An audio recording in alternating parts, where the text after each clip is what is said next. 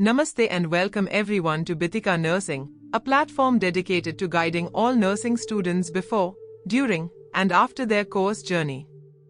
I'm Bitika, and I'm here to help you at every step of your nursing career. In today's video, we will explore the GNM nursing course. We'll cover important details like the course fees, who should pursue this course, and all things what you must know before deciding to take it up. By the end of this video, you'll have a much clearer understanding and be in a better position to decide whether this course is right for you. So, let us deep dive and start exploring and increase our knowledge about GNM. Nurses. They really are the bedrock of our healthcare system, aren't they? The skilled hands, the compassionate hearts we rely on, often when we're feeling our most vulnerable. Absolutely. But have you ever stopped to think about the sheer depth, the rigor of the training that actually prepares them for this incredibly critical role? It's something we probably take for granted. I think so, and it's so much more than just learning procedures. It's about building this capacity for, holistic care, thinking critically under immense pressure, and fitting seamlessly into these really complex patient care teams. Exactly. And today, we're going deep. We're looking at the architectural blueprint, if you like, of that training. We've got this document here. It's the detailed syllabus for a diploma in general nursing and midwifery. Right. And this program, it's a really foundational pathway.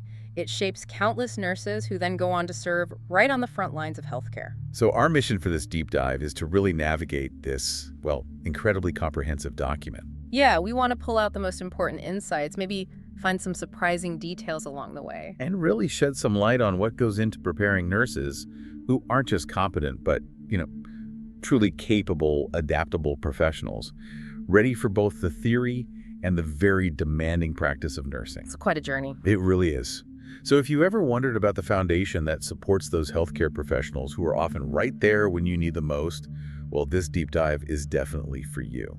Let's unpack this syllabus. Okay, let's do it. So starting right at the beginning of the syllabus, you find the core philosophy. This sort of underpins the entire program. Okay. And it frames nursing not just as, a job, but as a distinct profession right there within the healthcare sector. And its focus? Its fundamental focus is on the care of individuals, families, and entire communities. That's broad.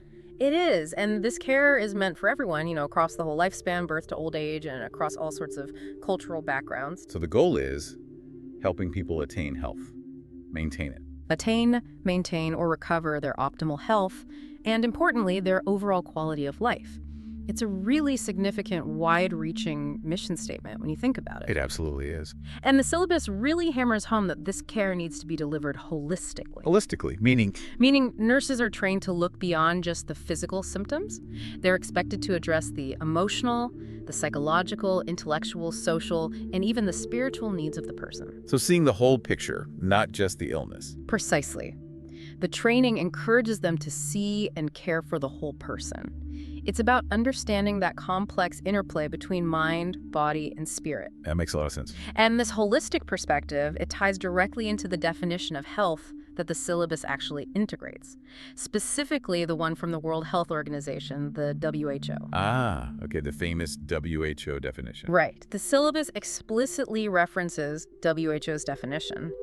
A state of complete physical, mental, and social well-being, and not merely the absence of disease or infirmity. Right, that classic definition. By pulling that in, the nursing philosophy underlines that their role isn't just about curing disease. It's fundamentally about promoting overall wellness, preventing illness where possible, and maximizing that quality of life. Which really fits the diverse roles nurses play, doesn't it? Whether they're in a hospital managing complex cases or out in the community promoting healthy living. It certainly does. And the training goals outlined in the syllabus reflect this broad scope. The program aims to train nurses who can function effectively as sort of integral members of the healthcare delivery team. So teamwork is key. Absolutely. And this means cultivating positive attitudes, acquiring essential knowledge and practical skills, developing professional expertise, and staying really acutely aware of the latest trends in healthcare. And not just trends, but also the specific needs of the community and the country itself. So it's not just hospital-focused. Not at all. The basic nursing education this diploma provides, it's designed to offer a broad, robust foundation.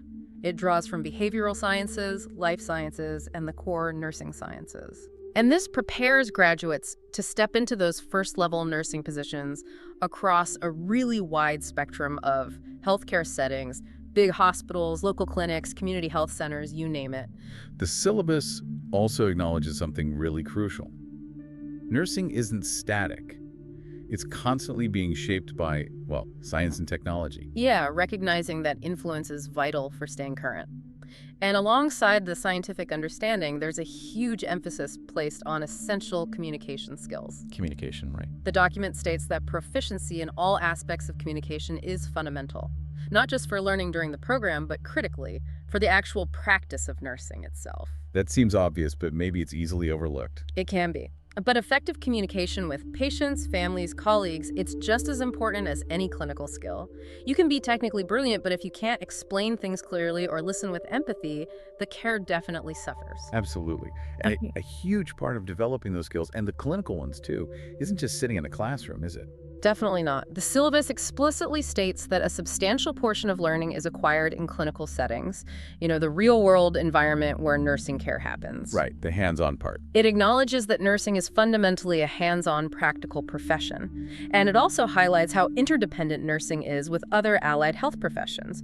It's all part of that continuum of health prevention, promotion, maintenance, and restoration. Nurses are part of a bigger team. Exactly.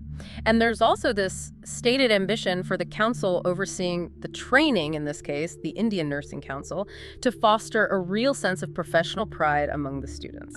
Building that identity. Yes, building that professional identity and pride is explicitly mentioned. It goes hand in hand with making sure students are kept up to date with current knowledge and professional trends. So the goal is graduates who are not just skilled, but also confident and proud of their career choice. That's the idea. Okay, so what are the specific competencies, the concrete abilities that a nurse is expected to demonstrate when they finish this rigorous program? What are the core objectives? The program objectives are pretty clear, and they really focus on applied practice. When they finish, a nurse should be fully competent in providing healthcare using the nursing process. The nursing process: assessment, planning, action, and evaluation. That framework. Precisely. They need to be able to accurately assess the nursing needs of individuals right across the lifespan, doesn't matter what their health status is. Okay. Then they've got to be able to plan and carry out the necessary nursing actions to meet those needs they've identified. This includes providing effective nursing care aimed at maintaining the highest possible level of health in all dimensions: physical, mental, social, again, reinforcing that holistic view. And it seems like empowering the patient is part of that too. Yes, definitely.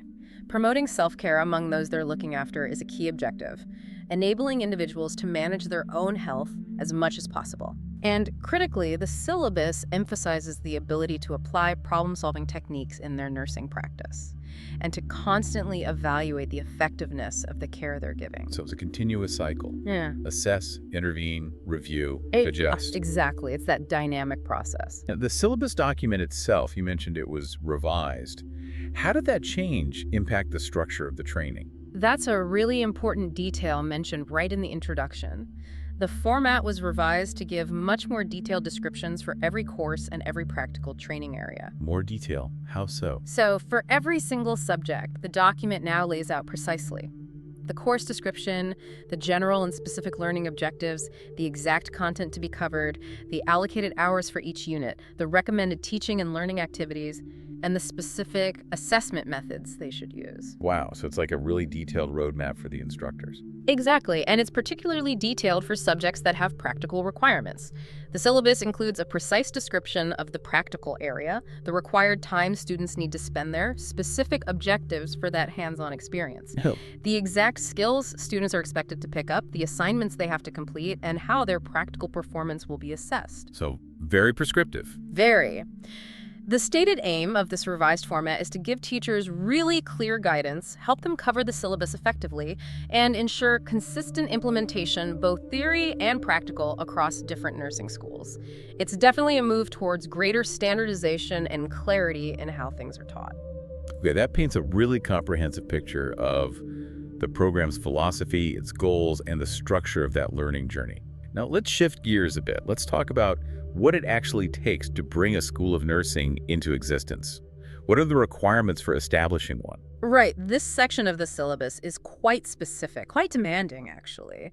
It outlines the foundational criteria that institutions absolutely must meet. First off, there's the question of eligibility.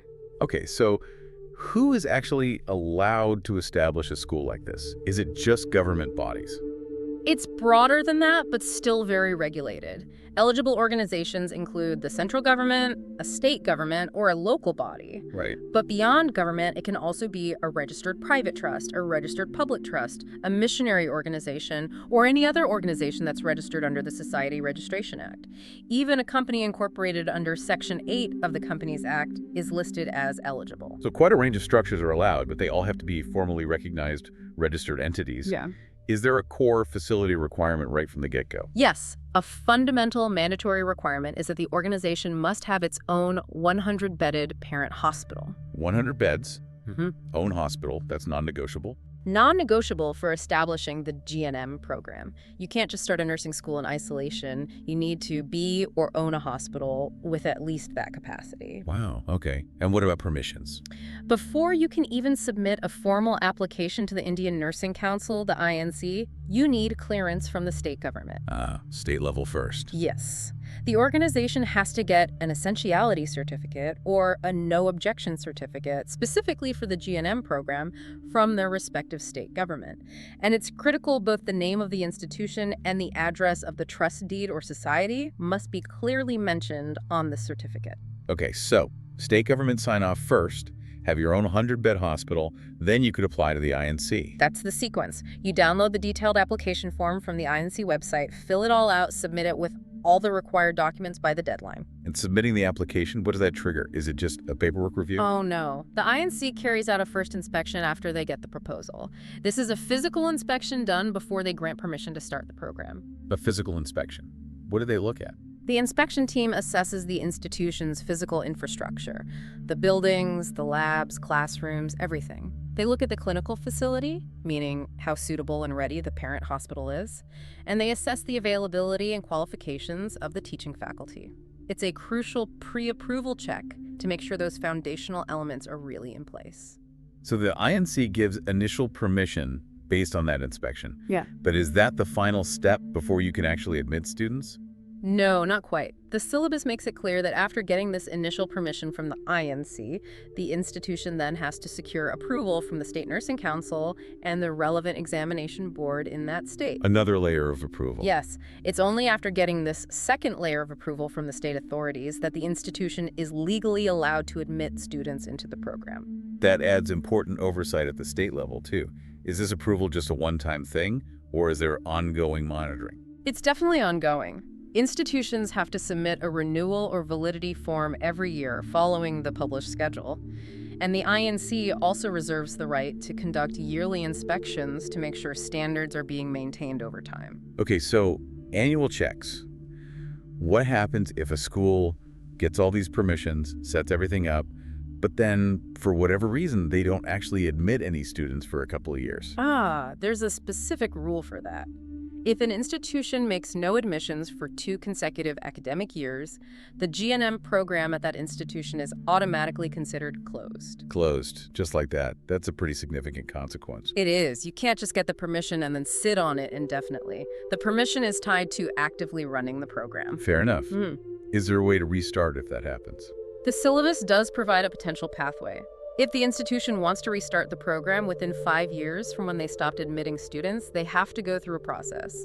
This includes paying the first inspection fees again. And the guidelines that would apply for this reactivation are the ones that were in effect when the institute was initially permitted to start, not necessarily the latest updated guidelines. That's interesting. So they revert back to the original standards. Right. It's clearly a detailed, multi-stage regulatory process just to get a school off the ground. It really is. It emphasizes the level of scrutiny applied to nursing education right from the very beginning. Establishing a school of nursing is definitely not a simple undertaking. It's a tightly controlled process designed to ensure minimum standards are met before any student even walks through the door. Right, so we've covered who could establish a school and those initial regulatory hurdles. Now let's talk about the physical environment itself, the buildings, the labs, the essential infrastructure. Yeah. What does this syllabus mandate for the physical facilities? This section is incredibly detailed. I mean, it really speaks to the kind of investment required in dedicated space, both for learning and for living. It starts with the teaching block. Teaching block. Does it have to be a separate building? Absolutely, yes. The syllabus mandates that the School of Nursing must have a completely separate building or teaching block dedicated solely to the nursing program. And size matters here, I assume? Very much so. The requirement is very specific. For a school with an annual admission capacity of 40 to 60 students, the constructed area of the teaching block must be a minimum of 20,000 square feet. 20,000 square feet. Just for the teaching part, that is substantial. Does the school have to own that building right away? There's a bit of a phased requirement for ownership. The school can initially operate from a rented or leased building for the first 2 years. Okay, a grace period. Yes. But after this initial 2-year period, the institution is required to have its own building. And not just any building, it must be located in an area designated as an institutional area, not a residential zone. Right, zoning matters. And what if they haven't managed to acquire or build their own facility after those 2 years? Well, the syllabus outlines clear consequences. There's a penalty of $50,000. That's about, maybe $600 to $700, something like that. It must be paid annually for every year the school continues to operate in a rented building beyond that initial 2-year grace period. An annual penalty. Yes. The idea is to provide a window, an incentive for constructing their own building. If, even after paying penalties, they still don't have their own building, their permission to run the program can actually be withdrawn. Yeah. And they'd have to go through the entire first inspection process all over again under whatever the current guidelines are to potentially restart. So there's a really strong regulatory push towards establishing a permanent dedicated facility. You mentioned institutional area, reinforcing that educational facilities belong in specific zones. Mhm. Are there rules about sharing space within that teaching block? Can they run other programs alongside nursing? Yes, the syllabus is quite clear on that. If the institution runs other non-nursing educational programs, the School of Nursing must have a separate teaching block within the overall premises. Wholly separate. Totally separate. They also can't run the nursing program on a shift basis by sharing the building with other educational institutions. And even if the teaching block happens to be located within the hospital premises, it still needs to be a distinct, separate block. The intention is clearly dedicated non-shared teaching space for nursing. Okay. What about specialized labs? Say, if an organization runs both a School of Nursing diploma and a College of Nursing degree, maybe under the same umbrella, can they share labs? Yes, the syllabus does allow for sharing of laboratories if both the school and the college are on the same campus, operate under the same name, and belong to the same trust. But there must be a catch. There's a critical condition. The shared labs must be equipped with sufficient articles and equipment proportionate to the combined total admission strength of all the programs using those labs. Right. Resources have to match the total student load. Exactly. And importantly, they must still have separate classrooms as required for each individual program. You can share the lab equipment maybe, but not the core classroom space. Okay, that makes sense. So let's go back to that 20,000 square feet for the teaching block for 40, 60 students. How is that huge space typically supposed to be used? Does the syllabus break it down? Oh, it breaks it down. It provides minimum required areas for all the essential spaces within that 20,000 secured feet. This includes things like multiple lecture halls, various specialized laboratories. Like what kind of labs? Like a nursing foundation lab, a community health and nutrition lab, an advanced nursing skill lab, an OBG and pediatrics lab, a preclinical science lab, and a computer lab. Then you need a multipurpose hall for larger gatherings and exams, dedicated common rooms for students and faculty staff, individual offices for the principal and vice principal, faculty rooms, a comprehensive library, an AV aids room, storerooms, and of course, sufficient toilets. Wow. And the total area listed for all these necessary spaces adds up to that mandated 20,000 secured feet. That level of detail, specifying square footage for every type of room, is really striking. Can you give us a feel for what's required inside some of those specialized labs? What do they need to contain? Absolutely. These labs are crucial. They're where students practice skills before they ever touch a real patient. Right. So the nursing practice lab, or nursing foundation lab, it has to simulate a ward environment. It needs demonstration beds with dummies and mannequins.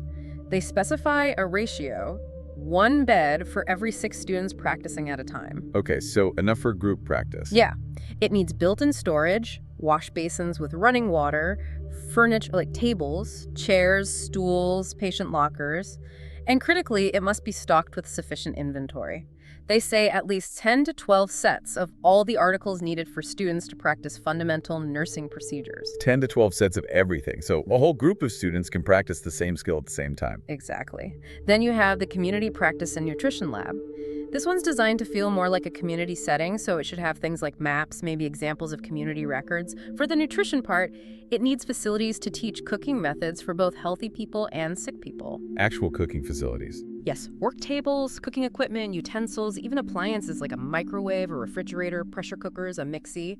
They need storage for equipment and sets of crockery and cutlery to practice serving meals appropriately. That's a very practical, hands-on lab focused on home and community contexts. It really is.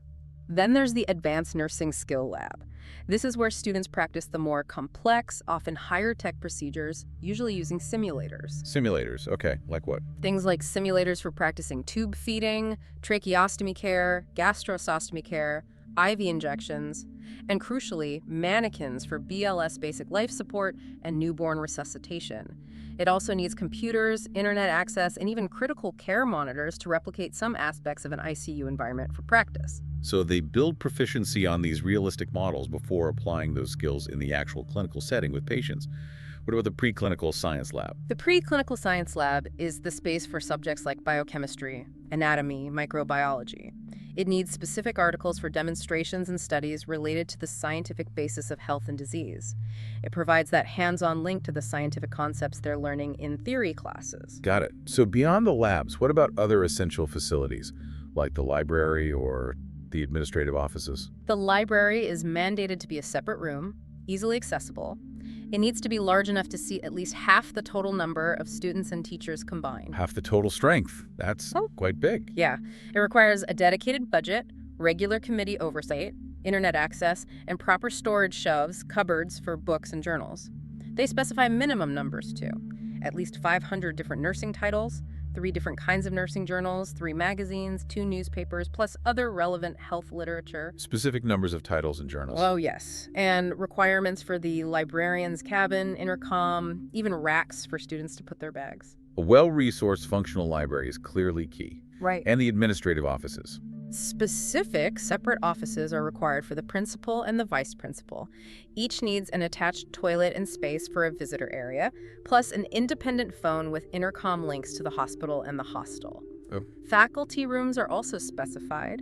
The requirement is that each room should accommodate a maximum of 2 teachers. Only 2 teachers per room. Yes, ensuring dedicated workspace for the teaching staff.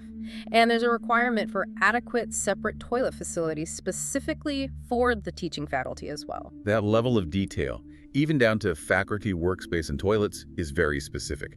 What about just basic amenities throughout the building? Basic needs are covered too. The syllabus mandates safe drinking water and adequate, separate sanitary and toilet facilities for both men and women within the school premises, complete with hand washing facilities. Good. Other requirements include a garage large enough for a 50-seater vehicle, adequate fire extinguishers as per local codes, and a spacious playground for outdoor sports activities like volleyball, badminton, etc. So the teaching block is this meticulously planned space, designed to support classroom learning, lab practice, research, administration, even recreation. But nursing students often live on campus during their training, right? What are the requirements for the hostel block? Hostel provision isn't optional. The syllabus states it's mandatory for a school of nursing. Mandatory accommodation. Yes. And mirroring the requirement for the teaching block, the hostel facility must also be owned by the institution within 2 years of establishment. Okay, so the same 2-year grace period and ownership expectation applies to the student accommodation as well. What's the size requirement here? The syllabus specifies the total constructed area required for the hostel block is 17,500 square feet. 17,500 square feet for the hostel. How is that space typically broken down? Again, the syllabus provides a similar detailed list of required areas. The hostel rooms themselves are ideally designed for 2 students per room. 2 per room. Yes, and specific furniture is mandated for each student: a cot, a table, a chair, a book rack, and a cupboard or almirah. The total area just for the rooms is specified as 9,000 square feet, based on a standard of about 50 square feet per student. 50 square feet per student for their living space. Yeah. What about sanitary facilities within the hostel? Bathrooms? Toilets? This is also specified by ratio. 1 latrine and 1 bathroom are required for every 60 students. Geysers are required in the bathrooms, and wash basins must be available on each floor. Practical requirements for daily living. What else is included in that 17,500 square feet? Other essential areas include a visitor room, a reading room, separate from the main library, a storeroom, a recreation room, and a large dining hall. How large does the dining hall need to be? It must be capable of seating at least 80% of the total student strength at one time. And it needs adequate furniture, water coolers, refrigerators, heating facilities for food, and hand washing stations. Okay. There's also a required area for the kitchen and store, a separate warden's room, and even a pantry on each floor with heating arrangements and a water cooler. Areas for studying, socializing, eating, and even small conveniences like a pantry on each floor. What about laundry? Facilities for washing and ironing clothes should be provided on each floor as well. Okay. And the warden? The warden must have a separate office in addition to their accommodation, and they need an intercom link to the school and the hospital. A telephone facility must be accessible to students for emergencies, and provision for a canteen for students, guests, and staff is also listed. And how do students get between the hostel, the school, the hospital, community postings? The school absolutely must have its own dedicated transport facility, which is controlled by the principal. They recommend having both a 25 and a 50-seater bus, with the number of vehicles determined by the total student strength. Own transport seems pretty essential for managing all those clinical rotations and community visits. And who manages this mandatory hostel facility? What staff are needed? The syllabus details the required hostel staff, specifically wardens. For a hostel housing up to 150 students, a minimum of 3 female wardens are required. 3. Why 3? To cover shifts morning, evening, and night. Continuous supervision. Additional wardens are required if the student number goes over 150. And there's a specified qualification for wardens, a BSc in home science, or a diploma in housekeeping or catering. Okay, qualified staff running the hostel 247. So bringing it all together then, the physical footprint required for a school of nursing is pretty significant. What's the total minimum area when you combine the teaching block and the hostel block? For a school with that intake capacity of 40-60 students per year, the minimum combined constructed area for the teaching block, 20,000 axstel-feet, and the mandatory hostel block, 17,500 axstel-feet, is a grand total of 37,500 square feet. 37,500 square feet. Yeah. That really emphasizes the substantial physical infrastructure investment needed just to meet the minimum standards for establishing one of these programs. It's a massive undertaking in terms of buildings and land. Absolutely. Buildings are just containers, right? You need qualified people to actually make a school function. What does the syllabus say about the faculty and staff required? Right. The human element is equally crucial, maybe even more so.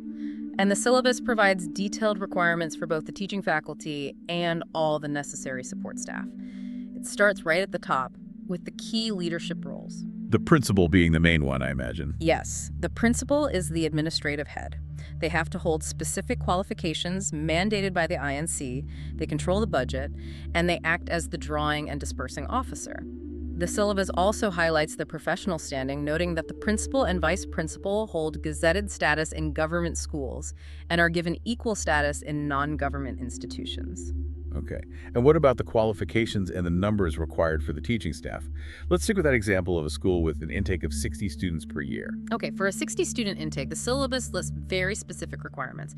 You need 1 principal, qualification, MSc in nursing with 3 years teaching experience, or a BSc in nursing with 5 years teaching experience.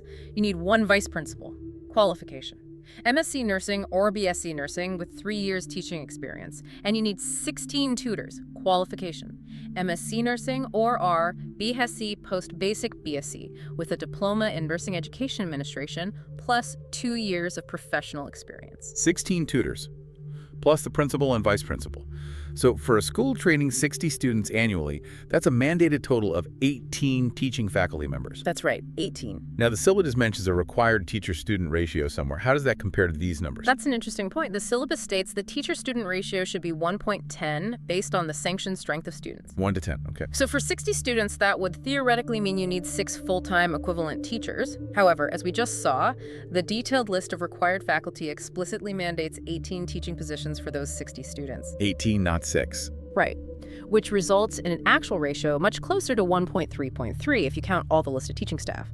So while that 1.10 figure is mentioned as a sort of benchmark, the mandated staffing numbers result in a significantly better ratio in practice. It suggests a really strong emphasis on having ample faculty available. That discrepancy is interesting. The stated ratio versus the actual mandated staff numbers providing a much richer teaching environment in reality. Yeah. Is there a guideline about the gender ratio for faculty? Yes, for a 40-student intake, there's a guideline suggesting a 7.3 female-to-male nursing teacher ratio, aiming for a maximum of 30% male teachers. Okay. However, the syllabus explicitly clarifies, and this is important, that this guideline does not direct that female teachers be replaced by male. So it seems to be more of a target for encouraging diversity rather than a strict replacement rule. Got it. What about salaries?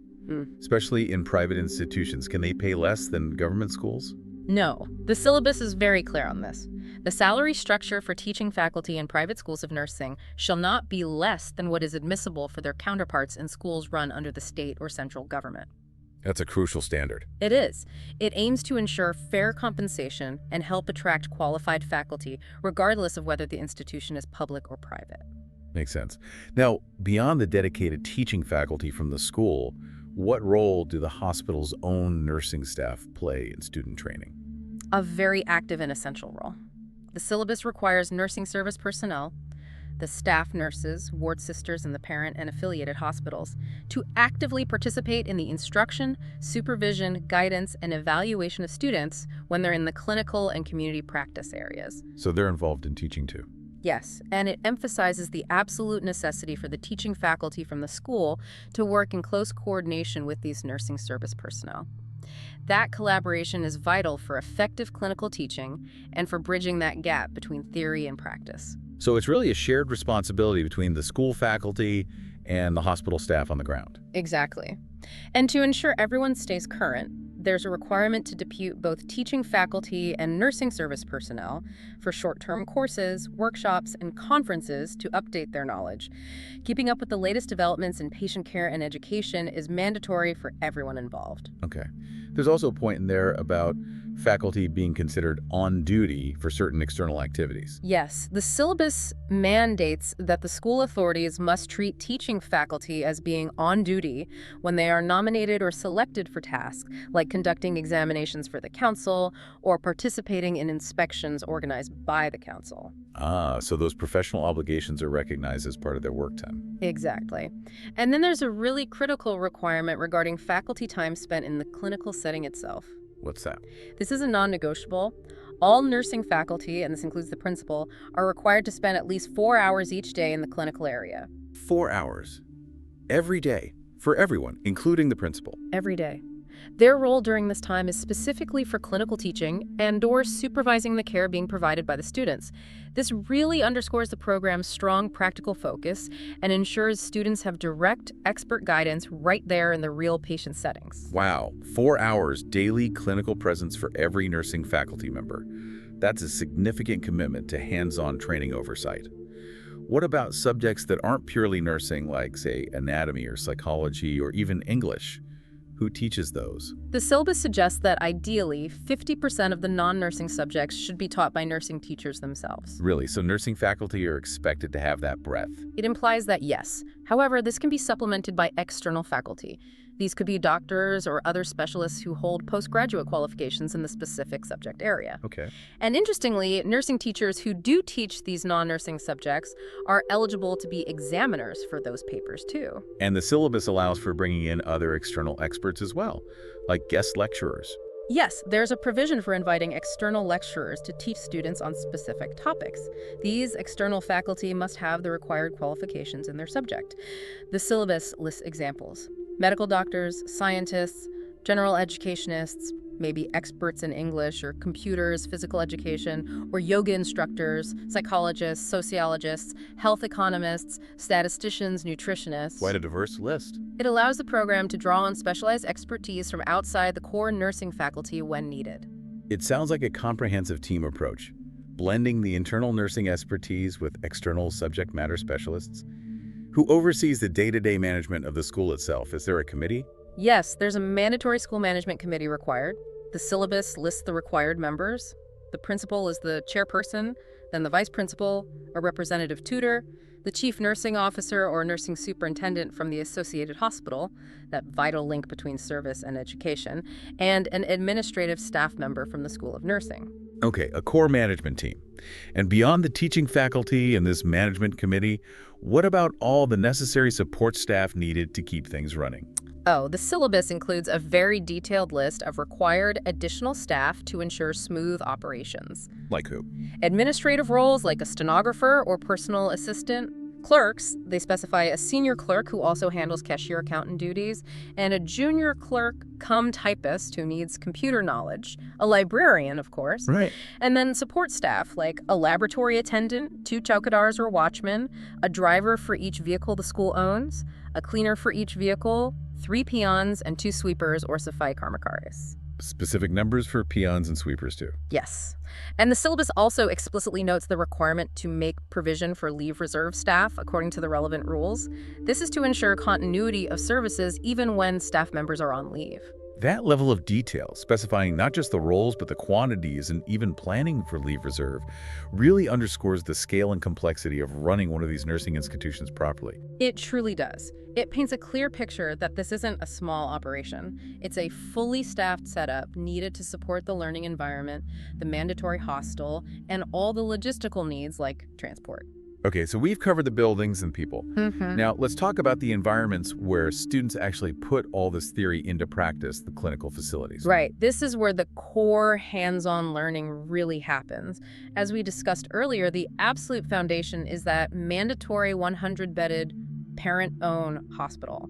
That's the primary site for clinical experience. But as you mentioned, one hospital, even if it's 100 beds, might not cover every single type of patient or clinical situation a student needs exposure to. Exactly. So the syllabus allows for affiliation.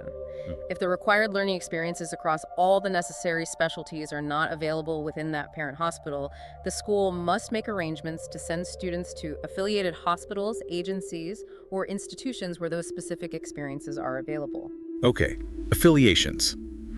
What are the specific types of clinical experiences that might require them to seek an affiliation? What might a parent hospital lack? The syllabus lists several key areas that often require affiliation. Things like specialized community health nursing experiences beyond what the school's own setup might offer, specific communicable diseases units, mental health or psychiatric nursing facilities, and various medical and surgical specialties like cardiology, neurology, oncology, nephrology, and so on. Right, the more specialized areas. Are there specific criteria for these affiliated hospitals? Can a school just tie up with any small clinic down the road? Oh no, there are strict criteria for affiliations, mainly to maintain the quality of the experience. An affiliated hospital or nursing home must have a minimum size of not less than 100 beds. Another 100 beds. Yes, and this is in addition to the school's own 100-bed parent hospital. Okay. Is there a limit on how many hospitals they can affiliate with? Yes, there's a limit. A school can attach with a maximum of 3 affiliated hospitals, and importantly, each of these must also meet that 100-bed minimum requirement. So you need your own minimum 100-bed hospital. And if you need more specialized experience, you can affiliate with up to 3 other hospitals. But each of those must also be at least 100 beds. That's correct. Furthermore, the syllabus requires that the physical facilities, the staffing levels, and the equipment in these affiliated hospitals must be of the same standard as required in the parent hospital. Maintaining standards across sites. Exactly. And the nursing staff in the affiliated institutions, they have to be oriented to the nursing program and must recognize the students as students with their specific learning objectives.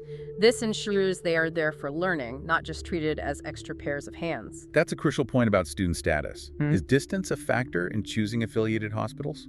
Yes, practicality matters. To keep logistics manageable and, student travel time reasonable, the maximum distance for affiliated hospitals from the school should generally be within 30 kilometers. Okay. For tribal and hilly areas, this limit is extended slightly to 50 kilometers, acknowledging geographical challenges. Right. So affiliations are tightly controlled. Size, number, standards, staff recognition, and even distance. Going back to the parent hospital itself, the 100-bed one they own, is there a required mix of patients or bed distribution across different departments? Yes, the syllabus specifies a minimum required distribution of beds in the parent hospital to ensure students get a breadth of exposure. While it gives specific numbers for various units like medical, surgical, obstetrics and gynecology, pediatrics, orthopedics, even psychiatry, the general principle is that there should be a balanced mix. For example, it states that at least 1/3 of the total beds should be for medical patients and 1/3 for surgical patients. There's also a requirement for a minimum number of beds designated for male patients, at least 40. And in the maternity section, a minimum monthly delivery rate of 100 deliveries per month is required. 100 deliveries a month. That ensures sufficient volume for midwifery training. Exactly. And provision for clinics like health and family welfare and preventive medicine clinics is also necessary within the parent hospital setup. So the parent hospital needs to be large enough and offer a variety of common cases, plus sufficient volume in key areas like maternity.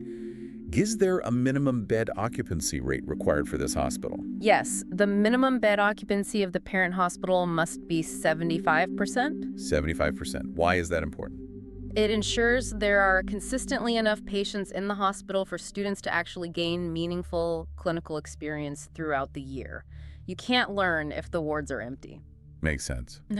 And the range of specialties needed for clinical experience, those ones you listed that might need affiliation, should ideally be available somewhere, either in the parent hospital or through one of the affiliations. Exactly. The syllabus lists a comprehensive set of specialties required for clinical experience. Major and minor operating theaters, dental, again, burns plastic surgery units, neonatology nursery, communicable disease units, community health nursing field areas, cardiology, oncology, neurology, neurosurgery, nephrology, and ICU/ICCU. It's a long list. It is. The key principle is that students must have exposure to a variety of patients across all age groups in all the clinical areas where they are posted for training. That breadth of exposure across ages and conditions seems absolutely critical. Now, a fundamental point for practical learning. The student-patient ratio. What is the mandated ratio? This is a really important standard highlighted in the syllabus. The ratio is 1.3 student to patient. 1 student to 3 patients. Yes. This means that for effective learning and safe, supervised practice, one student should ideally be responsible for the care of no more than 3 patients at any given time during their clinical posting. Okay. And the syllabus clarifies something important here. If an institution happens to run both the GNM diploma and BSc degree programs concurrently, using the same clinical facilities, this 1.3 ratio must be maintained and ensured based on the intake numbers for each program separately. You can't just pool all the students together and overload the ratio. That's a crucial clarification for maintaining quality supervision. Now, tied to the clinical facilities, the syllabus references specific nursing staffing norms that should be in place in the affiliated hospitals. Yeah. Why detail hospital staffing levels in a nursing school syllabus? The purpose is very clear. It's to ensure that the hospitals where students get their practical training have sufficient nursing staff themselves, independent of the students. Okay. The syllabus explicitly states that the staff in the parent and affiliated hospitals must be adequate to ensure that students are utilized only for clinical experience and are not used for service purposes just to fill staffing shortages. I see. So adequate hospital staffing is required to prevent students from basically being treated as free labor instead of learners. Precisely. It's a critical protection for the students' learning time and experience. The syllabus actually refers to specific INC staffing norms, things like ratios of chief nursing officers, nursing superintendents, ward sisters, staff nurses per certain number of beds or specific areas like ICU or OT. It goes into that much detail. It references them. While detailing all of them here would be extensive, the core takeaway is that there are mandated staffing levels, and this includes a crucial 30% leave reserve across various staff categories. 30% leave reserve. Yes, that's mandatory to ensure that the existing hospital staff can provide the necessary care continuity without needing to rely on the students to plug gaps when regular staff are on leave or sick. That 30% leave reserve alone shows a significant requirement for robust staffing in these training hospitals. Are the hospital staff also expected to keep up to date, similar to the school faculty? Yes, it's stated that continuing or in-service education programs must be attended by all staff nurses working in the clinical areas. This is to ensure they are keeping up with the latest technologies and sophisticated patient care methods, which benefits both patients and the students learning from them. Good point. Finally, for clinical facilities, what about the community health nursing field experience? That's a vital part of the training, right? How is that provided? Community health nursing experience is mandatory and requires students to gain experience in both urban and rural field areas. This typically involves an attachment to a primary health center, or PHC. The syllabus requires the school to have a well-set-up field teaching center. This needs to have accommodation facilities for about 10 to 15 students, plus at least one staff member during these community rotations. So dedicated residential facilities out in the community for these rotations? Yes, to facilitate the experience properly. And essential support staff, like a peon, a cook, and a watchman, should be available at this field teaching center. Practical considerations. Absolutely. And similar to the requirement for campus transport, the school needs its own transport facilities specifically for these community rotations, managed by the principal. And ensuring the safety and security of both students and staff while they're living and working out in the community field is also explicitly mandated. It's really clear that setting up and maintaining the physical spaces, the clinical partnerships, the staffing, the transport, everything needed for a nursing school involve meticulous planning, significant investment, and ongoing adherence to really strict standards, all to ensure quality training and student safety. It truly does. The syllabus leaves very little to chance when it comes to establishing the environment where this critical education takes place. Okay, we've navigated the infrastructure, the regulations, the staffing. Now let's talk about the gates of entry. The admission terms and conditions for students wanting to get into this program. Right. This section clearly defines the minimum requirements and the processes for becoming a student in this GNM program. The primary eligibility is based on educational qualification. What's the standard academic baseline they need? The main requirement is successful completion of 10+2, or its equivalent, and they must have English as a subject. Crucially, candidates need a minimum of 40% aggregate marks in their qualifying examination and a minimum of 40% marks specifically in English. 40% aggregate and 40% in English individually. Yes, and this qualification must be from a board recognized by the relevant authorities. The syllabus explicitly states that candidates from state open schools and the National Institute of Open School, NIAS, are also eligible, which helps broaden access. Okay. Is any particular stream preferred? While it's not mandatory, the syllabus does state that completing 10+2 in the science stream is preferable. Preferable, but not essential. Are there alternative ways in, maybe for people who already have some healthcare training? Yes, the syllabus provides pathways for individuals already working in the healthcare system. Eligibility extends to candidates who have completed 10+2 with English and have 40% marks in a vocational A&M course, that's Auxiliary Nurse Midwife, provided that course is recognized by the Indian Nursing Council. Okay, A&M is one route. Another route is for those who have completed 10+2 with English and have 40% marks in the vocational stream Healthcare Science, again, provided it's recognized by CBSE or a state central board. And finally, someone who is already a registered A&M with just a pass mark in their qualification is also eligible for admission into the GNM program. So they definitely recognize vocational training and prior registration as valid pathways into the diploma. What about international students? Can they apply? Yes, but for foreign nationals, their 12th standard qualification needs to be certified as equivalent to the Indian standard. This certification comes from the Association of Indian Universities, ARU, in New Delhi. Okay. The institution itself and the State Nursing Council are responsible for ensuring this equivalency is confirmed before admitting any foreign students. Makes sense. Are there any reservation policies mentioned in the syllabus for specific groups? Yes, the syllabus includes specific reservation policies mandated. There is a 3% reservation for disabled candidates. Disabled candidates, is that broadly defined? It's actually quite specific here. It's defined as those with a locomotor disability affecting 40% to 50% of the lower extremity. Okay, very specific. These candidates must meet the same age and qualification criteria as everyone else. And their eligibility regarding the disability itself is decided by a committee that includes a medical officer from the state medical board and a nursing expert. Right. Are there reservations for scheduled castes and tribes? Yes, there is a 5% relaxation on the total marks required for eligibility for candidates belonging to scheduled caste, SC, and scheduled tribe, ST categories. 5% relaxation on marks. Yes. The syllabus also notes that any other reservation policies mandated by the respective state government would also apply in addition to these. And importantly, do these reservations mean they can increase the total number of seats the school is approved for? No, that's a crucial point the syllabus clarifies. Reservation is applicable within the sanctioned number of seats permitted by the Indian Nursing Council and not above that limit. You can't exceed your approved intake because of reservations. Got it. Are admissions handled throughout the year, or is it a specific window? No, the admission of students takes place strictly once in a year. Once a year. What about health checks before admission? Students must be certified as medically fit for the program before they can be admitted. Okay. And are there age limits for applicants? Yes.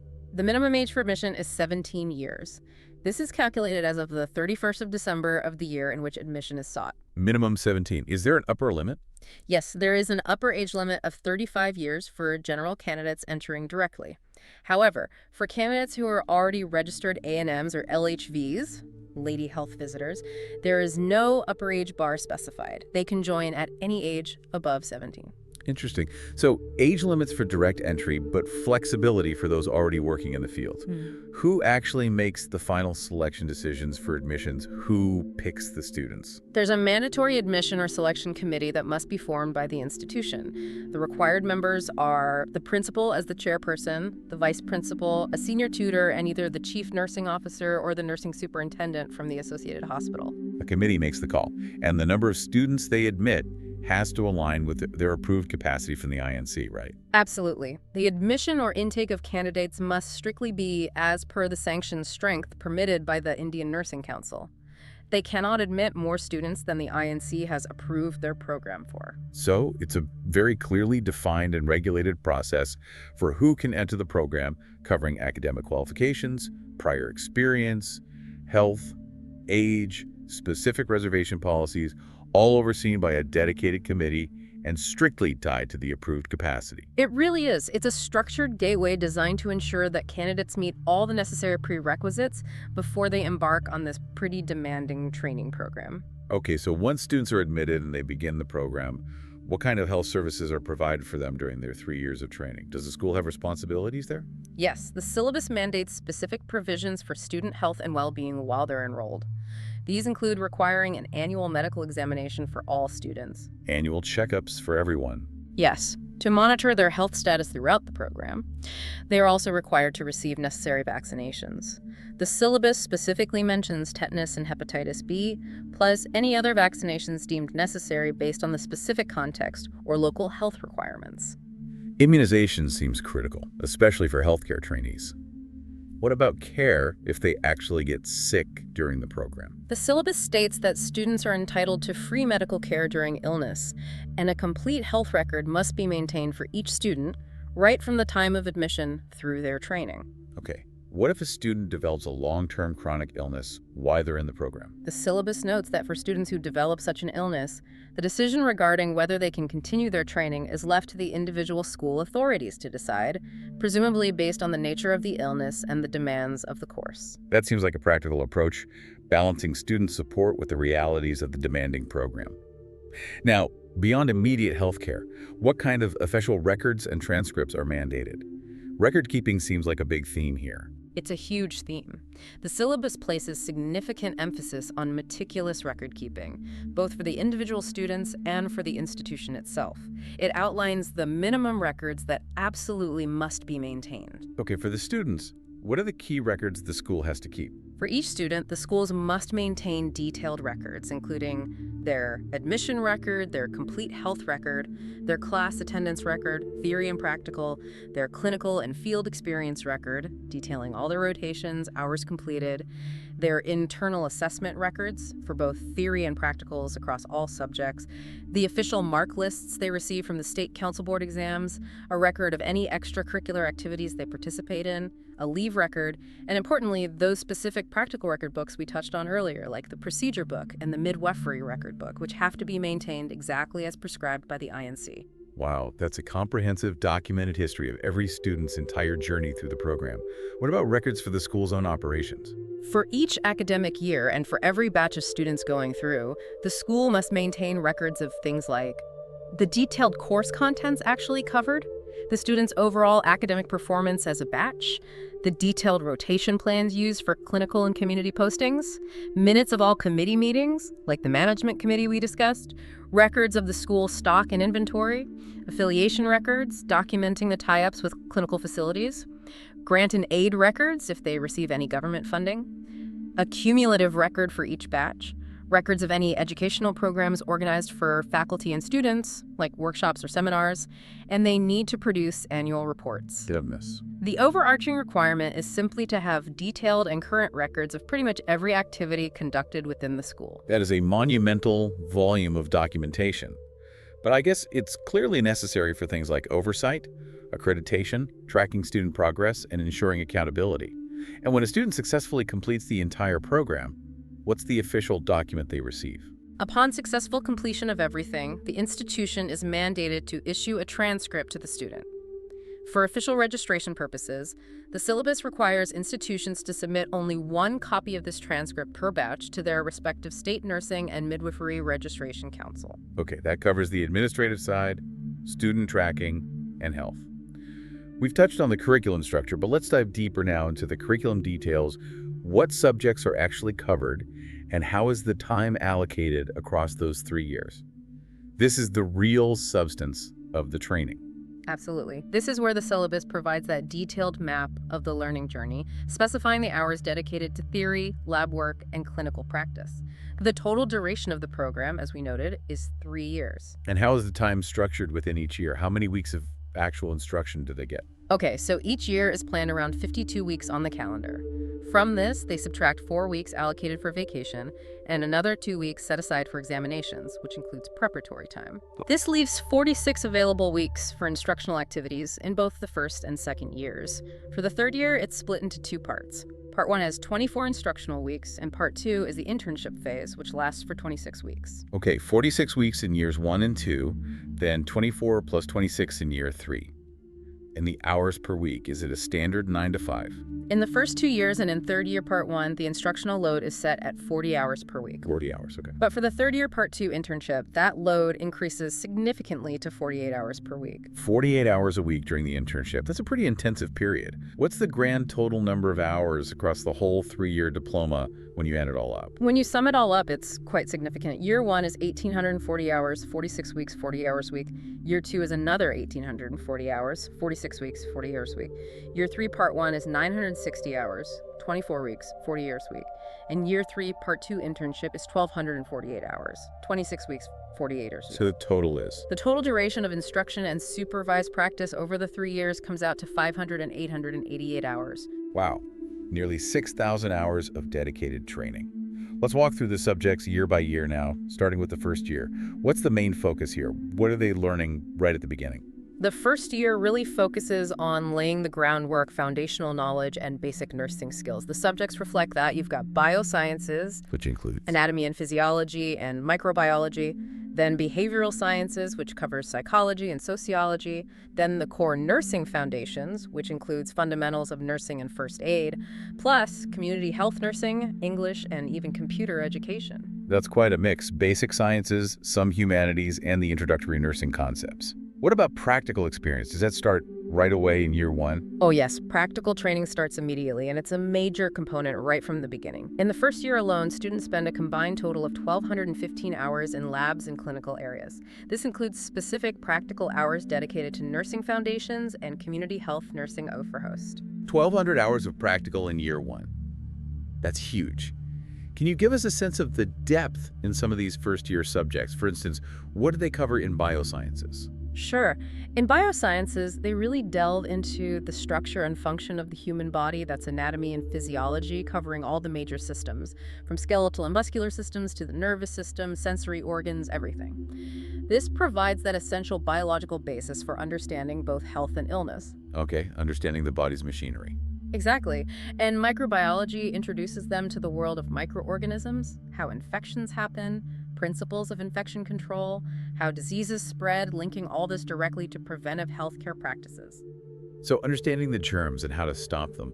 What about the behavioral sciences, psychology and sociology? What's the focus there? Psychology explores concepts like mental health, the dynamics of human behavior, personality development, learning theories.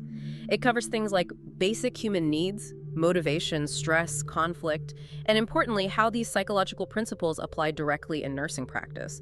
They even touch on foundational concepts like id, ego, and superego. Right. Sociology helps them understand the individual within their social context. It covers the family unit, different social groups, processes of social change, and significant social problems that have relevance to health. Things like poverty, urbanization, drug addiction, alcoholism, population issues. It really reinforces that holistic view of the patient, seeing them in their environment. Understanding the person and their world. Now, the core subject, nursing foundations, what happens there? Nursing foundations is where they learn the absolute essential principles and skills of nursing practice. This includes understanding nursing as a profession, the roles within the healthcare team, modern approaches like holistic care, and the fundamental nursing process itself, that cycle of how to assess patient needs, plan appropriate care, implement it effectively, and then evaluate its outcome. Correct. And a huge chunk of time here is spent on learning and, crucially, practicing basic nursing skills. What sorts of basic skills are we talking about here in year one? Oh, a very wide range. These form the absolute core of day-to-day patient care. It includes everything from maintaining a safe and clean patient environment, strict infection control procedures, asepsis, standard precautions, biomedical waste management, providing for patient hygiene and comfort, like bathing, feeding, ensuring proper mobility, assisting with elimination needs. The real hands-on care. Exactly. Administering oxygen, performing suctioning, basic life support, CPR, managing patient pain, providing compassionate care for the terminally ill and the dying, and fundamental procedures like accurately taking vital signs and administering medications through various common routes, oral, injections, even basic IV therapy, and dosage calculations. So pretty much all the essential skills needed for fundamental patient care. And first aid is included under nursing foundations. Yes, first aid is part of it. It covers recognizing common community emergencies and providing that crucial initial care for a whole range of injuries and conditions: bleeding, fractures, shock, burns, poisoning, bites, foreign body obstructions, and so on. It also introduces the nurse's role in disaster management and how to utilize community resources during emergencies. That provides a solid base in emergency response right from the start. For all these first-year subjects, what specific practical skills and assignments are they expected to complete to show their learning? Well, those 880 hours of clinical practice specifically linked to nursing foundations in year one are dedicated to acquiring these skills hands-on. Students practice things like performing a comprehensive patient assessment, applying the nursing process in real situations, performing all those basic care skills we just mentioned: hygiene, vital signs, feeding, mobility, etc., administering medications safely, oral, injections, starting IVs, calculating dosages accurately, collecting various specimens for lab tests, and practicing infection control diligently in every interaction. Okay, and assignments. For their internal assessment, they have specific assignments they need to complete. This includes things like writing a certain number of nursing care plans for patients they look after, maintaining a daily diary during their clinical and community field visits, completing a family study or a community profile to understand the broader context of care, and giving preparatory health talks on basic topics. Right. And crucially, they must start maintaining those two important record books: a procedure book and a midwifery record book. In these, they document the procedures they perform or observe, and these need to be signed off regularly by their supervisors. Those record books sound like a really key piece of documentation, tracking their practical learning progression right from day one. Okay, that covers year one foundations. What does the second year build upon? What's the focus then? The second year moves into more specialized areas of nursing practice. The main subjects are medical surgical nursing, INTI, mental health nursing, and child health nursing. And these subjects involve very significant practical hours as well. Let's start with medical surgical nursing. That sounds like a huge and central area. It's split into two parts. It is the largest component of the second year, yes. Yeah. And it's split into Med-Surg-Sturt and Med-Surg-2, covering a vast amount of content. The overall focus is on understanding disease processes in adult patients and learning how to provide comprehensive nursing care for patients with a really wide range of medical and surgical conditions. This includes reviewing the nursing process and refining health assessment skills, understanding concepts like altered immune responses, allergies, autoimmune diseases, managing fluid and electrolyte imbalances, and critically, learning about perioperative nursing. Perioperative, meaning care around surgery. Exactly. The care provided before, during, and after surgery. This even includes learning basic OT operating theater techniques like scrubbing, gowning, and gloving. What specific types of conditions do they cover in MedSurg? Oh, it covers disorders across all the major body systems: respiratory problems, gastrointestinal disorders, metabolic and endocrine conditions like diabetes, renal and urinary tract issues, neurological conditions, connective tissue disorders, even geriatric nursing principles. That's MedSurg 1. What about MedSurg 2? Med-Surg 2 delves into more complex areas. A big focus is oncology nursing the care of cancer patients. This covers understanding cancer cells, assessment and screening, and the various treatment modalities like chemotherapy, radiation, surgery, immunotherapy, stem cell transplant, palliative care, hospice care, even stomal therapy. Wow, comprehensive cancer care. What else? It also covers breast disorders, integumentary system problems, skin disorders, and significantly burns management, disorders of the ear, nose, and throat, ENT, and ophthalmology, eye disorders. Then it moves into cardiovascular and hematological conditions, a detailed section on communicable diseases, reviewing transmission modes and covering specific illnesses like measles, TB, typhoid, AIDS, malaria, dengue, syphilis, etc., musculoskeletal problems, infections, fractures, deformities, amputation care, physical therapy, orthopedic devices, and finally, managing medical surgical emergencies, including the nurse's role in disaster management and triage. It's an incredibly extensive list covering the breadth of adult illness and injury. That is a huge amount of medical and nursing knowledge required just in that one subject area. What about mental health nursing in year 2? Mental health nursing is about developing concepts of mental health versus mental illness, understanding the causes, symptoms, prevention strategies, treatments, and crucially, the nursing management for individuals and families experiencing mental health challenges. This involves learning how to conduct a proper mental health assessment, which includes taking a detailed psychiatric history and performing a mental status examination, MSE. A key focus throughout is on building a therapeutic nurse-patient relationship, covering advanced communication skills and specific therapeutic techniques. Building those critical interpersonal skills for mental health care. What types of mental health conditions do they study? They cover a range of common and significant disorders. This includes psychotic disorders like schizophrenia, mood disorders such as mania, depression, and bipolar disorder. They also cover neurotic, stress-related, and somatoform disorders, things like phobias, anxiety disorders, OCD, PTSD, substance use disorders are covered, and common child and adolescent psychiatric disorders. Okay, and treatment. The training includes understanding psychopharmacology, the different types of psychiatric drugs, and their effects. They learn about various psychosocial therapies like individual therapy, group therapy, behavior therapy, occupational therapy, milieu therapy, and also somatic treatments like electroconvulsive therapy, ECT. It also covers community mental health services, recognizing and managing psychiatric emergencies like dealing with violent behavior, suicide attempts, withdrawal, crisis intervention strategies, and understanding the relevant legal aspects of mental health care in India, including the Mental Health Act. So a really comprehensive approach covering various conditions, different types of treatments, and the essential legal framework. And the third major subject in year 2 is child health nursing. Yes, child health nursing focuses entirely on the unique needs of children, right from infancy through adolescence. It covers understanding normal growth and development patterns, specific nutritional needs of children, immunization schedules, as well as managing common childhood health problems and behavioral disorders. A significant part of it is adapting all those nursing procedures and general care principles specifically for pediatric patients, recognizing their very specific physiological and psychological needs, which differ greatly from adults.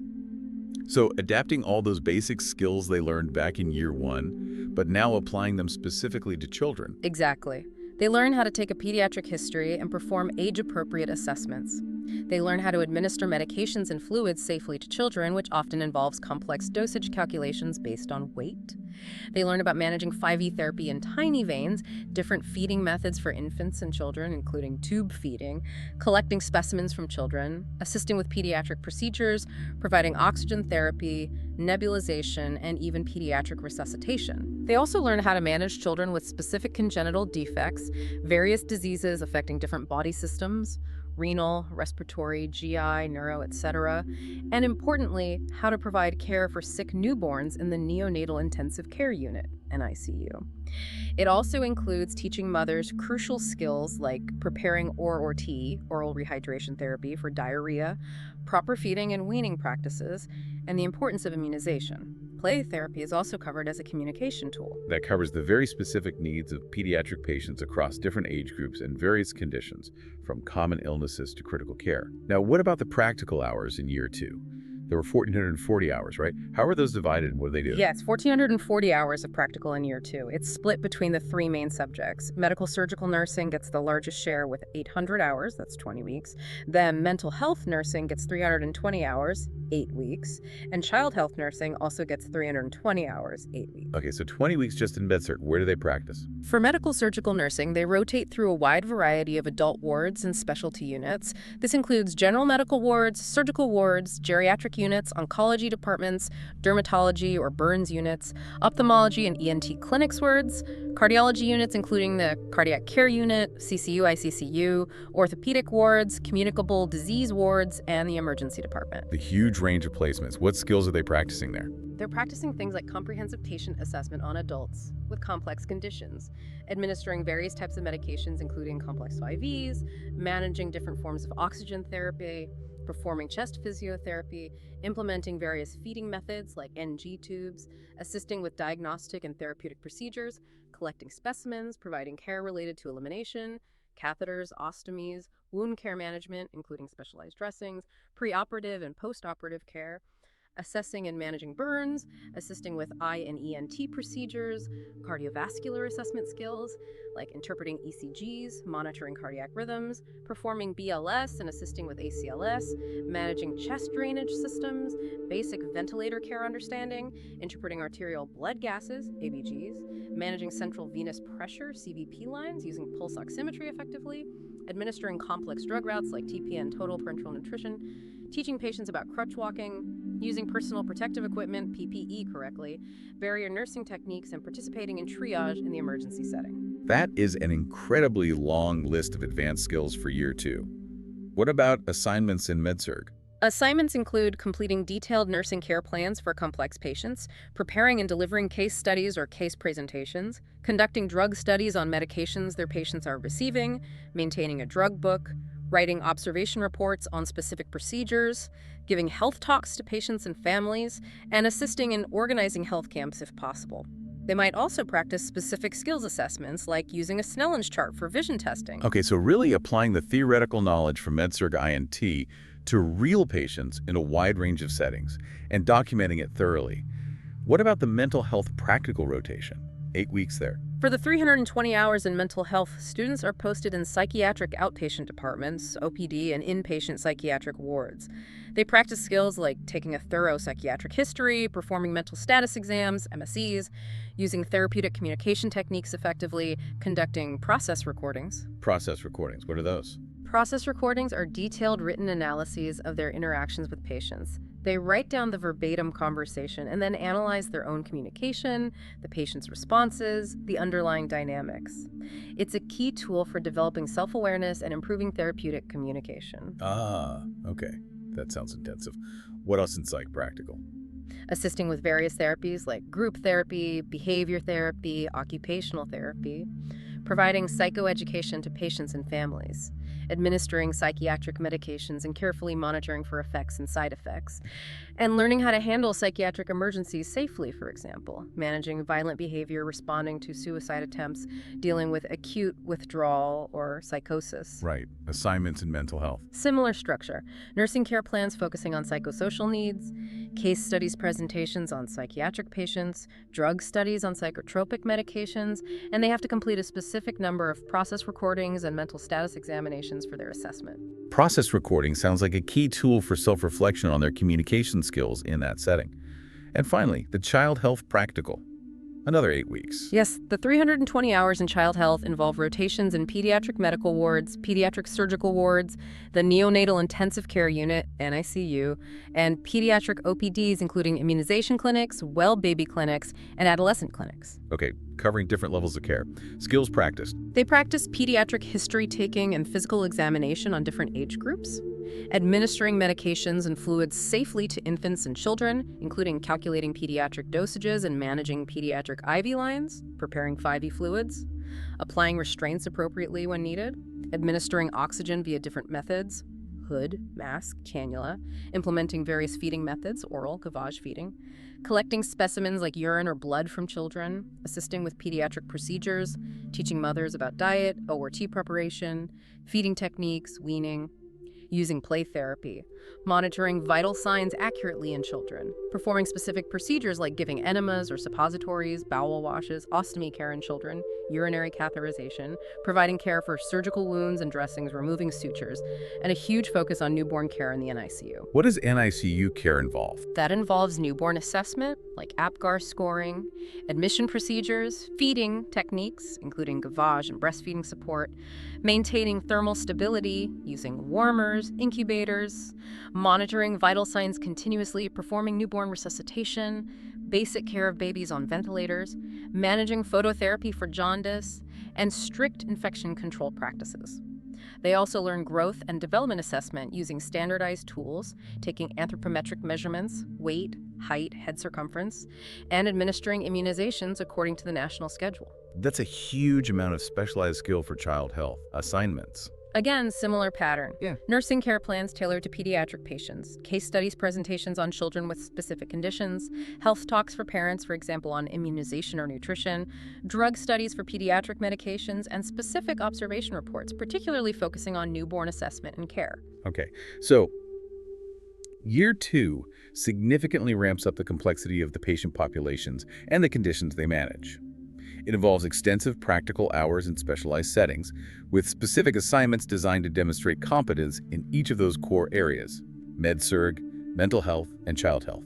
What about the third year? We know it's split into 2 parts. Exactly. The third year is split. Part 1 covers 2 major clinical areas: midwifery and gynecological nursing, and community health nursing too. Midwifery and gynecology, that sounds like another really big and critical area. It is, and a significant chunk of time in Part 1 is dedicated to it. 140 theory hours and a massive 560 practical hours spread over 14 weeks. 14 weeks just on midwifery and gyna practical. What's the objective? The main objective is to equip students with the knowledge and skills to provide comprehensive nursing care for women throughout the entire reproductive cycle, pregnancy, childbirth, postpartum, and also for women experiencing various gynecological conditions. Okay, what does the content cover? It starts with a review of the anatomy and physiology of the female reproductive system, the pelvis, fetal development. Then it covers assessment techniques, taking a detailed history, performing physical exams, understanding relevant investigations. A large section is on normal pregnancy, covering preconception care, genetic counseling, the physiological changes during pregnancy, diagnosing pregnancy, comprehensive antenatal care, including history taking, physical exams, investigations, health education, advice on diet, exercise, minor disorders management, drugs, and immunization in pregnancy. So everything related to a healthy pregnancy. Yes. Then it covers normal labor, the mechanisms of labor, the different stages, how to monitor progress, including using a partograph, conducting a normal vaginal delivery safely, performing and repairing an episiotomy, and providing immediate care to the newborn right after birth. Then it covers the normal puerperium, the period after childbirth, focusing on the physiological changes, postnatal assessment and care, counseling, including family welfare, managing lactation, and breastfeeding support. So from conception right through delivery and the recovery period, that's the normal. What about when things go wrong? Exactly. A huge part of the course is managing complications. This includes complications of pregnancy, such as bleeding disorders like abortion, ectopic pregnancy, placenta previa, abruptio placentae, molar pregnancy, hyperemesis gravidarum, severe vomiting, gestational diabetes, pregnancy-induced hypertension, PIH, including preeclampsia and eclampsia, conditions like hydramnios, excess amniotic fluid, pelvic inflammatory disease during pregnancy, intrauterine growth restriction, IUGR, post-maturity, intrauterine death, IUD, and managing high-risk pregnancies due to factors like maternal anemia, jaundice, viral infections, UTIs, heart disease, diabetes, HIV/AIDS, maternal age factors, or multiple pregnancies. A lot of potential complications during pregnancy. What about during labor? Yes, it also covers managing high-risk labor. This includes dealing with malpositions and malpresentations of the fetus, problems with the pelvis, contracted pelvis, abnormal uterine action, premature rupture of membranes, PROM, prolonged labor, induction of labor, obstructed labor, and obstetric emergencies like cord prolapse, amniotic fluid embolism, shock, rupture of the uterus, shoulder dystocia, vasa previa. Okay, and after delivery. It covers puerperal complications as well, things like postpartum hemorrhage, puerperal sepsis, infection, thrombophlebitis, breast complications like mastitis or abscess, and postpartum psychosis. Right, and what about the baby if things aren't straightforward? A significant section focuses on the care of the high-risk and sick newborn. This includes detailed assessment of the newborn, principles of care in the NICU, and management of specific conditions like hyperbilirubinemia, jaundice requiring phototherapy, hypoglycemia, hypothermia, convulsions, RH incompatibility, low birth weight, LBW, and preterm babies, birth asphyxia, respiratory distress syndrome, RDS, neonatal sepsis, birth injuries, and common congenital anomalies. It also covers the different levels of care provided in NICUs. Okay. Anything else in midwifery? Yes, it covers the specific drugs used for the mother and newborn during this period, including teratogens, drugs harmful to the fetus. And finally, it addresses important ethical and legal aspects related to midwifery practice, such as maternal and newborn death reviews, the Mother and Child Tracking System, MCTS, and relevant legislation like the MTP Act, Medical Termination of Pregnancy Act. That covers a vast and absolutely critical area of healthcare. What about the gynecological nursing component that's paired with midwifery? Right. Gynecological nursing runs alongside midwifery in this subject. It focuses on providing nursing care for women with various reproductive health disorders outside of pregnancy and childbirth. What does that include? It starts with a review of anatomy physiology again, covers assessment specific to gynae conditions. Then topics like fertility and infertility, including causes, investigations, management options, and an introduction to artificial reproductive techniques. RT, like IVF. It covers pelvic infections and detail infections of the vulva, vagina, uterus, fallopian tubes, ovaries, pelvic inflammatory disease, PID, genital TB, and importantly, sexually transmitted infections, STIs, like syphilis, gonorrhea, chlamydia, herpes, HPV, HIV/AIDS, including the concept of syndromic management of STIs. Okay, infections are a big part. What else? Various gynecological disorders like uterine displacement or prolapse, menstrual disorders like heavy bleeding, painful periods, amenorrhea, benign and malignant tumors of the reproductive organs, fibroids, ovarian cysts, cancers of the cervix, uterus, ovary, and issues related to menopause. It also covers common gynecological surgeries like D&SU, hysterectomy, mastectomy, ovarian cystectomy, and the pre- and post-operative nursing care involved. And again, relevant ethics and legal issues are discussed, such as the MTP Act, rules around organ donation, and the PNDT Act, Preconception and Prenatal Diagnostic Techniques Act, aimed at preventing sex selection. So a really comprehensive approach to women's health across the entire lifespan, covering both maternity and general gynecology. Now, the other main subject in third-year Part I was community health nursing 2. What's the focus there? Community Health Nursing 2 builds on the foundation from year 1. It focuses on practicing comprehensive nursing care in both urban and rural community settings and gaining a deeper understanding of the broader healthcare delivery system and national health programs. Okay, so moving beyond individual care to systems and populations, what kind of content? It covers the structure of the health system in India at the center, state, district, and local levels. It looks at the healthcare delivery system, including the roles of the public sector, public-private partnerships, PPP, the AYUS system, Ayurveda, yoga, Unani, Siddha, homeopathy, and voluntary health agencies. It also delves into health planning in India, including understanding national health policies and the objectives laid out in the 5-year plans. So understanding the policy and delivery landscape is key. Yes. It also covers specialized community health services like school health programs, occupational health services for workers, care for the aged, services for handicapped individuals, and principles of rehabilitation. It identifies the major health problems in India, covering both communicable and non-communicable diseases, nutritional problems, environmental sanitation issues, and maternal and child health challenges. Yeah. And a very significant part is learning about the numerous national health and family welfare programs that nurses are actively involved in implementing at the community level. Like which programs? Oh, a whole range. The National Immunization Program, programs for controlling vector-borne diseases like malaria, filaria, dengue, tuberculosis, RNTCP, leprosy, programs for prevention of blindness, iodine deficiency disorders, AIDS control, NAACP, National Cancer Control Program, programs for diabetes, cardiovascular diseases, mental health program, the RCH, Reproductive and Child Health Program, the ICDS, Integrated Child Development Services Scheme, midday meal program, and family planning programs. Wow, nurses are involved in all of those national initiatives. Absolutely. The course also covers basics of demography and family welfare, including different family planning methods, temporary, permanent, emergency contraception, and the nurse's role in counseling.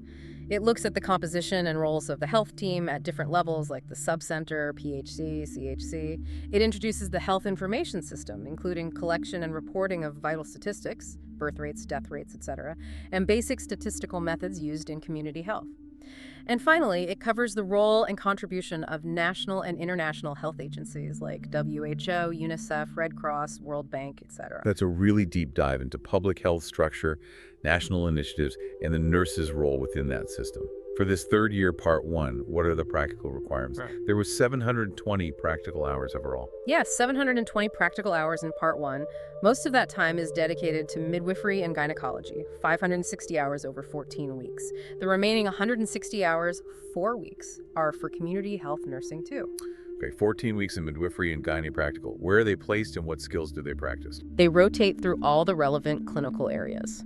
The antenatal clinic ward, the labor room, the postnatal ward, the neonatal intensive care unit, NICU, the family welfare clinic, and the gynecology ward, OPD. Covering the full spectrum. All the skills. They practice skills like performing comprehensive antenatal assessments and providing antenatal care and advice, performing postnatal assessments and providing postnatal care, including checking involution, lochia, wounds, promoting breastfeeding, admitting women in labor, preparing them physically and psychologically, monitoring the progress of labor, including accurately plotting and interpreting a partograph, conducting normal vaginal deliveries independently under supervision, assisting with abnormal or instrumental deliveries, performing and suturing episiotomies, providing immediate assessment and care to the newborn, including APGAR scoring and resuscitation if needed, caring for high-risk newborns in the NICU, managing feeding, gavage, KMC, kangaroo mother care, maintaining thermal stability, monitoring vital signs, administering medications and IV fluids in NICU settings,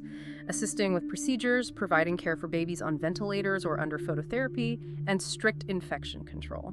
They also practice counseling parents in the NICU, providing family planning counseling, assisting with IUCD insertions, teaching about different methods, assisting with family planning operations like tubectomy, performing gynecological assessments, assisting with gynecological examinations like pap smears and procedures, teaching breast self-examination, BSE, providing health education on topics like personal hygiene, STIs, diet, providing preoperative and postoperative care for women undergoing gynecological surgeries, and counseling women regarding menopause. That's an incredible amount of hands-on skill in women's health. You mentioned earlier the syllabus specifies minimum numbers of procedures they must perform. Yes, for their internal assessment and to ensure adequate experience, the syllabus mandates minimum numbers for key midwifery procedures. For example, they must conduct 20 normal deliveries under supervision. 20 deliveries. Right. Each. Yes. They must also perform and suture 5 episiotomies, successfully resuscitate 5 newborns who require it, witness 5 abnormal deliveries, provide comprehensive postnatal care to at least 20 mothers and babies, and perform 5 provaginal examinations, usually practiced on models first. 20 deliveries. That ensures they get significant hands-on experience in childbirth management. It certainly does. Other midwifery assignments include maintaining their detailed casebook or midwifery record book, giving health talks at least one, completing case studies at least one, presenting a case presentation at least one, doing drug studies, assisting with 5 IUCD insertions, providing family planning counseling, at least 2 families, developing a gyne care plan, at least 1, and providing menopause counseling, at least 1. Okay, and what about the community health nursing too? Practical. The 4 weeks, 160 hours. Those hours are spent out in the urban and rural field practice areas. Students are expected to provide comprehensive nursing care to individuals, families, and the community as a whole, applying the concepts learned. Assignments include integrated practice, where they manage multiple health issues in a community setting, participating in a group project related to a community health problem, delivering health talks, at least 2 in urban, 2 in rural, developing family health nursing care plans, at least 2 urban, 2 rural, addressing the needs of specific families, and maintaining their daily diary documenting their activities and observations. So really moving beyond just individual patient care in the hospital to applying the nursing process at the family and community levels out in the field. That brings us to the final part of the program, third year part 2, the internship. What happens here? Yes, the internship is the final 26 weeks of the program. It's described as integrated supervised practice, and remember, it runs at 48 hours per week. While it's primarily practical, it also includes 120 hours of theory covering subjects that are really focused on preparing them for professional life after graduation. Okay, what are these final theory subjects? There are 4: nursing education, introduction to research, professional trends and adjustment, and nursing administration and ward management. Those sound like subjects aimed squarely at preparing them for their careers, beyond just the clinical skills. Exactly. Nursing education covers the idea that teaching is an integral part of nursing teaching patients, families, even junior colleagues. It covers basic teaching learning principles, how to prepare a teaching plan, different methods of teaching, and specific clinical teaching methods like the case method, bedside clinics, nursing rounds, conferences, and using process recordings for teaching. So learning how to teach others. What about research? Introduction to Research provides the basic concepts of nursing research. It covers why research is important in nursing, defines key terminology, outlines the steps of the research process, discusses different research approaches and designs, methods of data collection, and basic data analysis. This includes an introduction to descriptive statistics, things like calculating mean, median, mode, and standard deviation. And crucially, it emphasizes the importance of utilizing research findings for evidence-based practice. Introducing research methodology and basic statistics at the diploma level seems like a key step towards fostering evidence-based care right from the start. It really is. Then professional trends and adjustment covers nursing as a profession, its definition, criteria, how it evolved in India, the educational preparation, required qualities, and the changing roles of nurses. It delves into professional ethics, including the meaning of ethics versus etiquette, the International Council of Nurses, ICN Code of Ethics, the INC Standards of Practice, and professional etiquettes related to employment, like how to locate jobs, apply, interview, resign professionally. Okay, the professionalism aspect. Yes. And also personal and professional development, the importance of continuing education, career opportunities in nursing, hospital, community, teaching, military, industrial, administrative roles, and the value of in-service education programs within healthcare organizations. It also covers professional organizations like the Trained Nurses Association of India, TNAI, and the Indian Nursing Council, INC, explaining their importance and functions. And legal aspects. Yes, a significant section covers legal aspects relevant to nursing practice. This includes understanding legal responsibilities, common legal terms, basic awareness of the Code of Civil and Criminal Procedure and the Indian Penal Code, specific laws related to nursing practice like negligence, malpractice, the Consumer Protection Act, patient rights, including human rights, and summaries of key acts like the Mental Health Act, MTP Act, PNDT Act, and Organ Donation Act. It also touches on the role of international health agencies like WHO, Red Cross, UNICEF, World Bank. So really preparing them for the complex professional, ethical, and legal landscape they'll be stepping into. Absolutely. And the final theory subject is nursing administration and ward management. This introduces the basic principles of administration and management and how to apply them specifically to managing a hospital ward or a community health unit. What does that cover? It covers concepts like planning, including different types of budgeting, program budget, zero-based budget, annual plans, the role of government funding, health insurance types, organization, principles, structure, types, and importantly, staffing, including planning, norms, scheduling duties, ensuring quality patient care, writing job descriptions, direction principles, techniques like supervision, guidance, motivation, communication, control, principles, tools, setting standards, quality control measures, evaluation methods, materials management, principles of procurement, storage, distribution, inventory control, equipment maintenance, and maintaining records and reports effectively. Purpose, principles, types of records, students, staff, hospital, community records maintenance, and reporting protocols. Giving them a solid foundation in the operational and management side of running a healthcare unit. Now, the bulk of the internship is the practical side, right? 1,152 hours over 24 weeks. Where do they practice? Yes, this is integrated supervised practice. Students rotate through all the main clinical areas they've already studied and gained experience in during the first 2.5 years. So they have blocks of time back in. Medical surgical nursing, community health nursing, child health nursing, midwifery and gynecological nursing, and mental health nursing. Revisiting all areas, how is the time divided? The 1,152 hours are divided proportionally across these areas, with the largest chunks of time usually spent back in medical surgical nursing, around 6 weeks, and midwifery and gynecological nursing, around 8 weeks, reflecting the centrality of these areas. Community health, child health, and mental health typically get around 2 weeks each during the internship. Okay. And the supervision level during internship? The syllabus reiterates that this is supervised practice. Night duty should be part of this rotation to experience 24-hour care cycles. And importantly, it states that students in the clinical areas during internship must still be accompanied by teaching faculty from the school, maintaining that 1.10 teacher-student ratio ideally. The faculty's role is to actively supervise, guide, and evaluate the students' integrated practice in all clinical settings, including any affiliated sites they might rotate through. So the internship isn't just being thrown in the deep end. It's a final, extensive period of applying and integrating all the learned skills across different areas, but still under close supervision and guidance before they qualify and enter independent practice. Can we quickly summarize the sheer volume of clinical experience they accumulate across the whole 3 years? It sounds immense. Looking at the syllabus summary tables, it really adds up.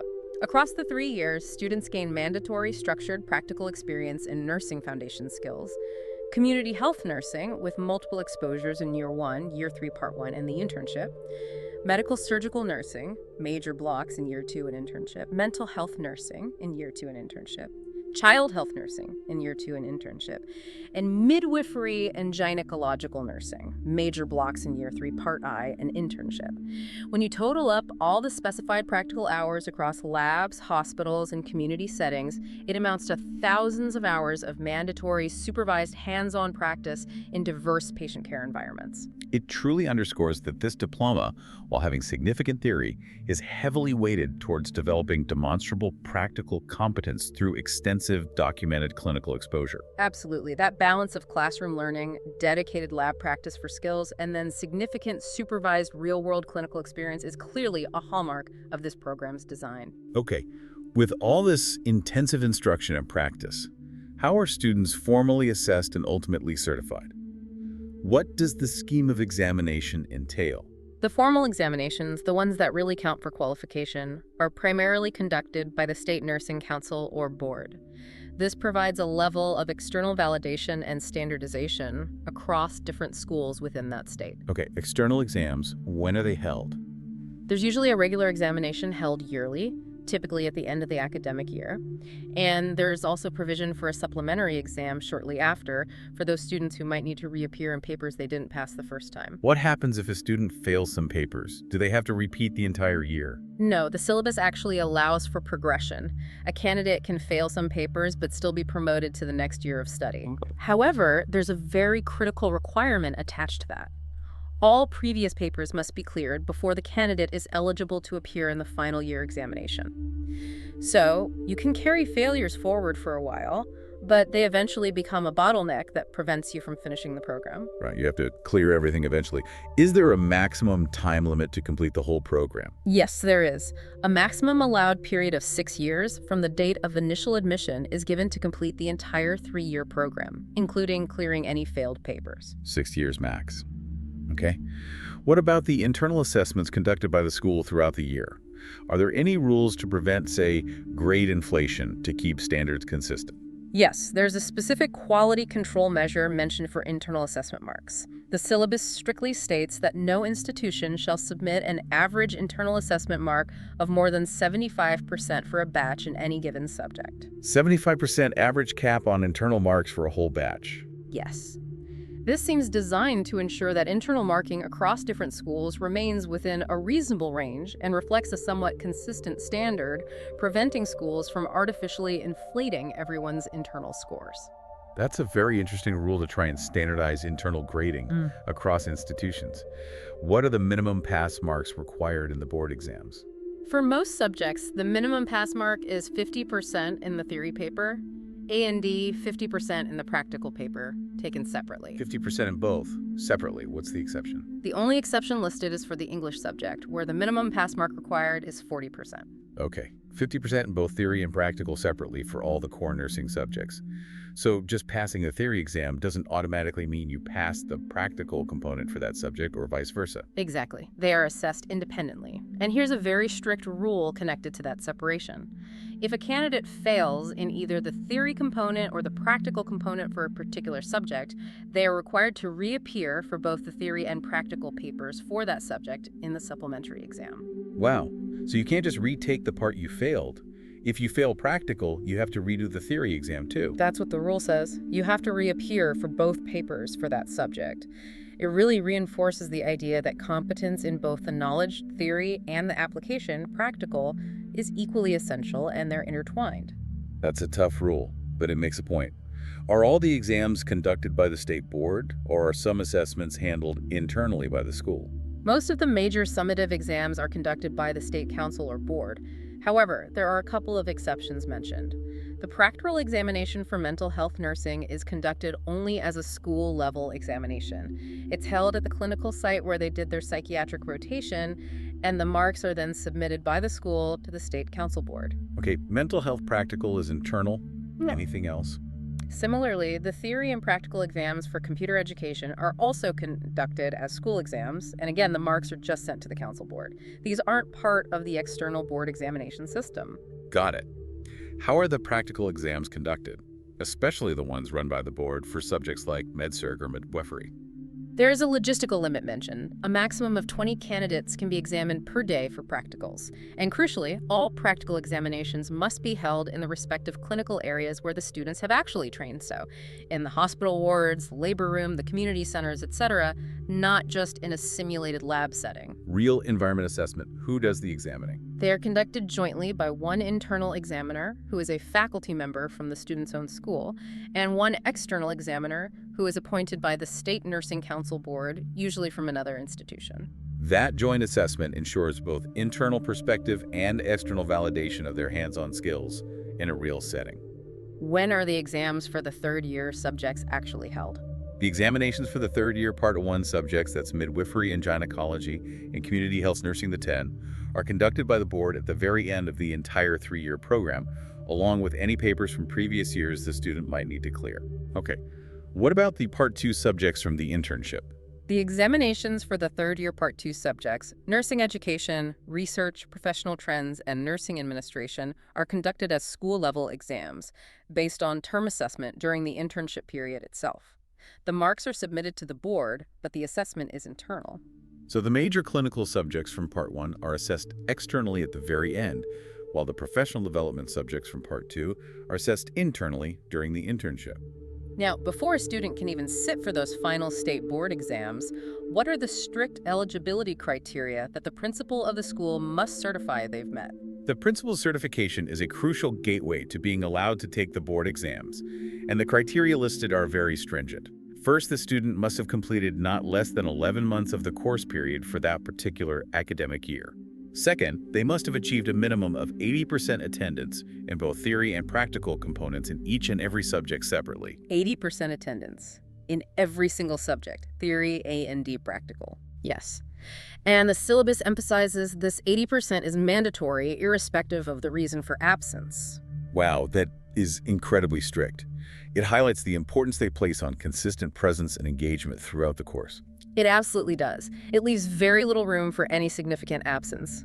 Third, the student must have secured a minimum of 50% marks in the internal assessment, again, taken separately for both theory and practical in each subject. And finally, their record of practical experience. Those procedure books, logbooks, assignment records must be fully complete and up to date. Okay, so attendance, internal marks, and completed practical records are all prerequisites. Yes. And there's a keynote reinforcing the importance of the practical side. The diploma certificate will not be awarded to the student until they have successfully completed all the stipulated clinical and field experience requirements, even if they have managed to pass all their theory and practical exams. So completing the required practical hours and assignments is an absolute non-negotiable requirement for actually getting the diploma in hand. Exactly. The practical training is treated as equally, if not more, important than just passing the exams for final certification. The principal sends the consolidated internal assessment marks for each subject to the council board before the exams begin, certifying the student's eligibility based on these criteria. That really underscores that completing the required practical work isn't just for assessment, it's fundamental to qualification. Once they've met all these criteria, passed all the exams, completed all the practical work, how is their overall performance graded for the diploma? The overall grading for the diploma is based on the aggregate marks obtained across the entire 3 years of the training program. It's not just based on the final year exams. Right, so their performance throughout the whole program contributes to that final grade. What are the different grading levels or divisions awarded? The syllabus outlines 4 grades based on the final aggregate percentage. Distinction is awarded for 80% and above. First division is for 70% to 79%. Second division is for 60% to 69%. And pass is for 50% to 59%. Okay, that provides clear tiers for recognizing performance across the whole 3-year journey. Are there any specific rules mentioned for who can actually set the theory exam papers for the board? Yes. To ensure quality and relevance, the syllabus states that the paper setters and examiners for the theory exams must be nursing teachers who have a minimum of 5 years of recent teaching experience in that specific subject they are setting the paper for. Recent experience is key. Yes. And the question papers themselves must use a combination of different question types, essay questions, short answer questions, and objective type question. Importantly, all the units and subsubjects within a course must be given appropriate weightage in the exam paper proportional to the number of instructional hours allocated to them in the syllabus. Ensuring experienced examiners set the papers, and the papers fairly represent the entire curriculum taught. What about the rules for the practical examiners appointed by the board? Similar criteria apply.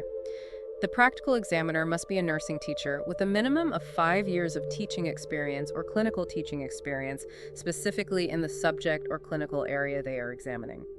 And as we mentioned before, these practical exams must be conducted in the respective clinical areas. Right. Finally, how is a student's practical work documented and assessed on an ongoing basis throughout the training, beyond just that final practical exam? You mentioned record books. Yes, this falls under the maintenance of practical record. Students are required to diligently keep their practical record book, reports of any observation visits they undertake, and a daily diary of their clinical activities. These documents serve as evidence for their ongoing assessment. Marks are specifically allotted for the various assignments that contribute to their internal assessment score throughout the program. What kind of assignments contribute to that internal practical assessment? The assignments include things like completing the required number of case studies, case presentations, and nursing care plans for each clinical area. Maintaining their record books meticulously, particularly the procedure book and the midwifery record book, is assessed, and their daily diary entries are also considered. Okay. The syllabus also mandates area-wise clinical assessment. This means students need to be formally assessed by their clinical instructors at least twice during each clinical area posting they rotate through. So continuous assessment happening right there in the clinical setting by their teachers. Yes. Regular records of both their theory understanding and their practical performance are maintained by the faculty. Task-oriented assessment is used, evaluating their ability to perform specific skills and procedures correctly. Teachers are supposed to keep a monthly record of progress for each student, and these records can be checked by the council or board during inspections. Right. Transparency seems important too. Yes. For transparency, internal assessment marks are supposed to be displayed on the school notice board for students to see before they are finalized and sent to the board. The required assignments, like those minimum numbers of deliveries, care plans, or specific procedures we discussed for each year, must be completed, documented properly in their record books, and signed off by their supervisor teacher. These completed assignments and record books are then evaluated by the concerned teachers for the internal assessment marks. And these compiled records must be presented to the external examiner during the final practical exam for verification. What happens to the records after the exam?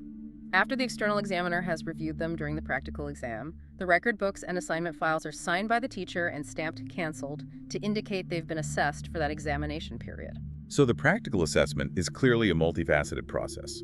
It involves continuous documentation by the student, completion of specific mandated assignments and procedures, ongoing evaluation by their teachers in the clinical area, regular formal assessments during each rotation, and finally, that summative practical exam conducted in the real clinical setting by both internal and external examiners, with all the documented work presented for review. All of this contributes to their overall performance and final certification. It's a very detailed and demanding system, yes. It's designed to ensure that practical competence isn't just assumed, but is rigorously developed, meticulously documented, and thoroughly assessed throughout the entire 3-year program. Well, we have truly navigated the intricacies, the sheer depth of this nursing syllabus. It's been quite a journey. From unpacking the fundamental philosophy of holistic care right at the start, to understanding the incredibly stringent requirements for even establishing an institution. I mean, detailing everything from the exact square footage of rooms and mandated staffing ratios down to the specific types of clinical facilities and affiliation rules needed. The level of prescription is quite remarkable. It really is. And then diving into the detailed breakdown of nearly 6,000 hours of curriculum, covering that vast range of scientific knowledge, specific medical conditions, mental health, child health, midwifery, community health, professional ethics, legal aspects, even research and administration. Yeah, the breadth and depth of the content is enormous. And finally, looking at the rigorous examination structure, the strict eligibility rules based on attendance and performance, and the incredibly detailed record-keeping required for assessment and certification. It is, without a doubt, a comprehensive and demanding blueprint for training. It makes it absolutely clear that becoming a nurse through this diploma program is a process of profound professional formation. It requires dedication to mastering a vast domain of knowledge and skills, all of which must be underpinned by extensive, documented, supervised practice. As you can probably hear, the path to becoming a nurse via this particular diploma route is a deeply structured, highly regulated, and incredibly demanding journey. It demands commitment to mastering that wide range of scientific, behavioral, and core nursing knowledge, honing practical skills over literally thousands of hours of clinical experience, and developing the capacity for critical thinking, communication, and ethical practice under pressure. This deep dive into the syllabus, I think, offers a unique perspective on the meticulous and detailed foundation that is laid for these essential healthcare professionals, the ones who are so often right there on the front lines of care when we need them. And reflecting on this level of detailed standardization, especially when you consider the dynamic, often unpredictable, and incredibly diverse nature of healthcare needs across different communities, not to mention the rapidly evolving landscape of medical knowledge and technology. It does prompt a compelling question, doesn't it? What stands out most to you as we look back on the sheer detail laid out in this syllabus? I think it's this. What does this highly prescriptive level of training tell us about the essential qualities that are deemed absolutely necessary for safe and effective nursing practice, according to this framework? And perhaps more importantly, in aiming for such standardized competence through this detailed roadmap, how does the program ensure that graduates are also equipped with the crucial adaptability, the critical thinking skills, and the resilience needed to navigate the unpredictable complexities and ethical dilemmas of modern healthcare, the things that might not be explicitly listed section by section in a syllabus? That's a fascinating tension to consider, isn't it?